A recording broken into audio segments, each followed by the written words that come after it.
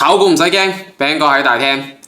有一種 K 線形態，我睇一眼就知道呢隻股票要升啦。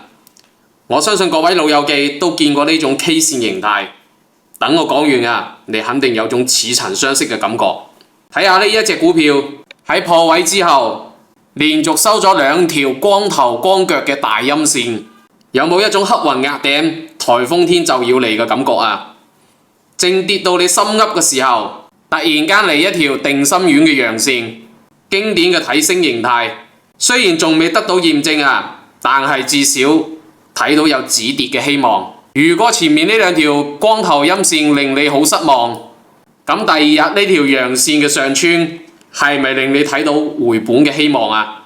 但係開心嘅時光過得特別快啊！第三日就又潑你冷水，呢條陰線又令你感到絕望啊！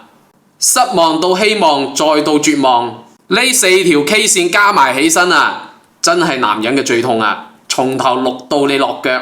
重點係呢條陰線仲破咗前面呢條陽線嘅新低。如果前一日呢條陽線令你得意忘形，咁呢條光頭陰線就將你打回原形啦。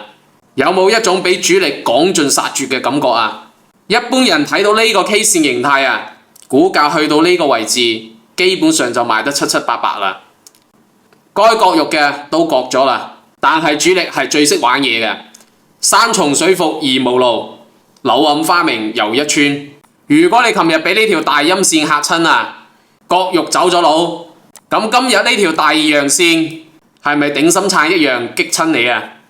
因為琴日我先賣咗啊，你今日又整多條大陽線嚟，而呢一條平頭平底嘅大陽線就係今日我哋嘅主題嚟收復山河嘅平頭平底大陽 K 線形態，係一種多頭反轉嘅形態。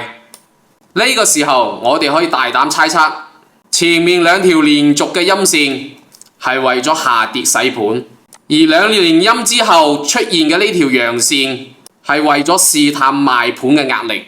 呢條陽線之後啊，再整條破股價新低嘅陰線，而且係光頭陰線，係為咗趕盡殺絕，抹殺我哋散戶最後一絲希望。咁樣玩啊，好多人都頂唔順啊！頂唔順就會點啊？割肉離場。等你一割肉離場，呢啲大血你割出嚟嘅籌碼就會交到主力嘅手。於是乎就出現呢條收復殘局嘅平頭平底大陽線。前面割肉賣咗啊，呢個時候你真係拍大髀啦！一隻股票啊，但凡